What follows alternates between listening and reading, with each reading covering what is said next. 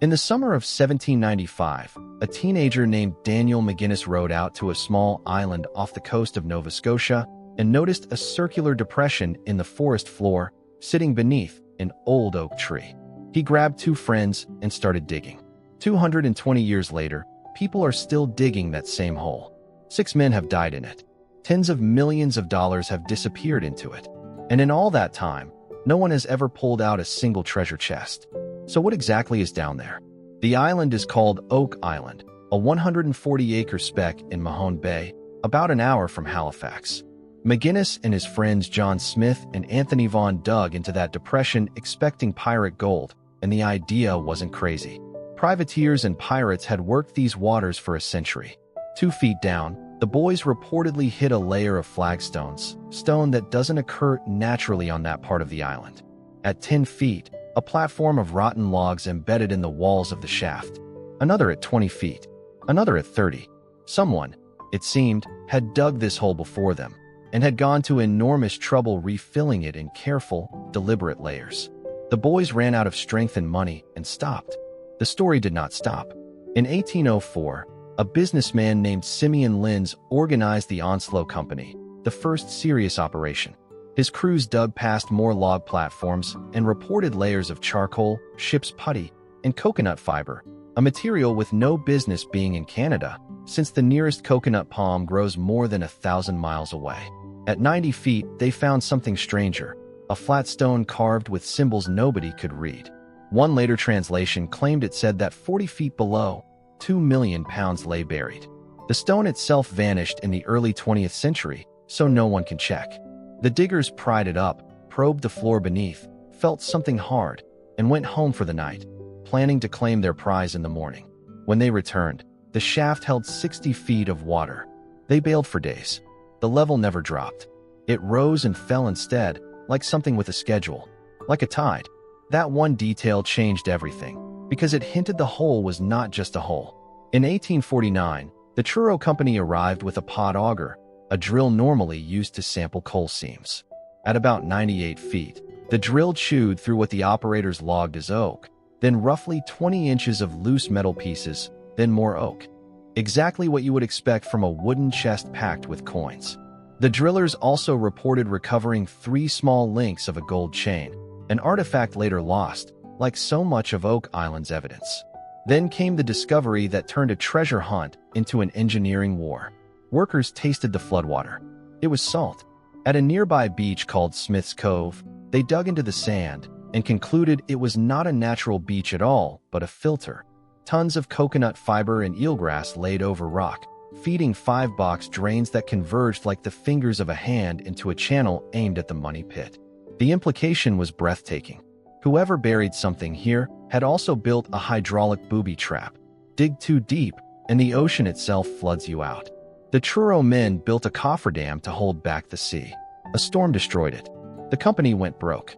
Then the hole started killing people. In 1861, the Oak Island Association attacked from the side, tunneling toward the pit from new shafts. Whatever structure remained at the bottom of the money pit collapsed into a void below, taking the supposed chests down with it. That same season, a pumping engine's boiler burst, and a worker was fatally scalded, the island's first death. In 1897, a searcher named Maynard Kaiser was being hauled up a shaft when the rope slipped from its pulley. He fell and did not survive. Investors kept coming anyway, and they were not nobodies.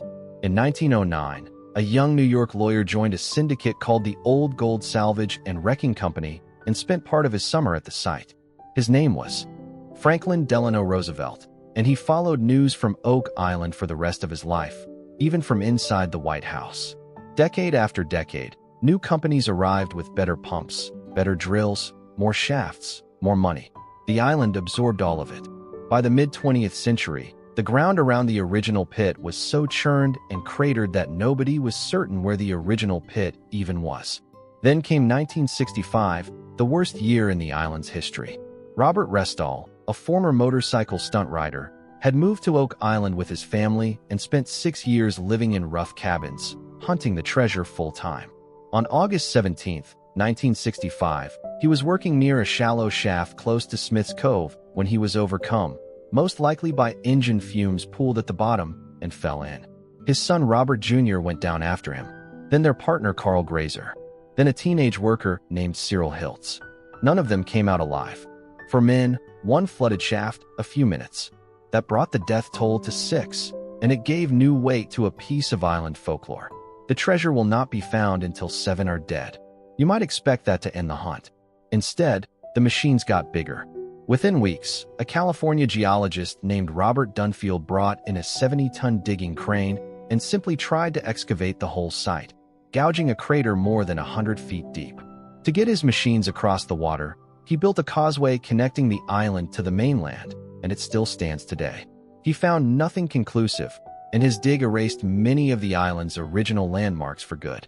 The next assault went deeper than anyone before. Dan Blankenship and David Tobias formed Triton Alliance, and in the 1970s sank a steel-cased borehole called 10X to a depth of 237 feet. They lowered a camera into a flooded cavity at the bottom. Blankenship swore that on the murky monitor he could make out chests, tools, even a severed human hand. The footage convinced almost no one else, so Blankenship did something remarkable. He had himself lowered down the shaft, again and again, into black water at crushing depth.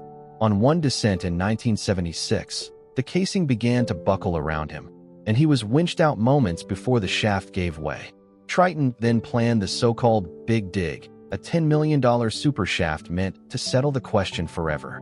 The 1987 stock market crash gutted the funding, and the partners ended up suing each other instead. All of which raises an uncomfortable question. What if the engineering everyone was fighting was never engineering at all? Because there is another explanation, and it is a good one. Oak Island sits on limestone, gypsum, and anhydrite, rock that groundwater slowly dissolves into natural caverns and sinkholes.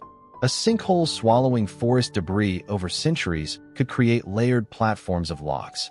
Natural channels in that rock could flood any deep shaft with seawater, no booby trap required. In 1995, researchers from the Woods Hole Oceanographic Institution examined the evidence and found that much of it was consistent with natural flooding. On that reading, 2 centuries of searchers have been waging war against ordinary geology. And yet the anomalies refuse to die. Carbon dating has placed coconut fiber from the island centuries before 1795, and coconuts still do not drift to Nova Scotia on their own. In 2006, 2 Michigan brothers, Rick and Marty Lagina, bought a controlling stake in the island, and since 2014, their televised hunt has brought seismic surveys, sonic core drilling, and a giant steel cofferdam to the problem. They have recovered centuries-old coins, a lead cross, fragments of human bone from deep underground, and the remains of a massive wooden structure buried beneath Smith's Cove. Every find answers nothing and raises everything. So tally the ledger. 220 years. More than a dozen major expeditions. 6 dead men. Tens of millions of dollars spent chasing a treasure whose existence has never been proven. The money pit may be the only construction project in history where we cannot even agree whether anyone constructed it. Either unknown engineers built a vault so clever it has defeated every pump, drill, dam, and crane thrown at it since 1795, or nature dug a hole and human imagination did the rest. Both answers should be hard to believe. One of them is true. If stories like this one get under your skin, there are plenty more waiting.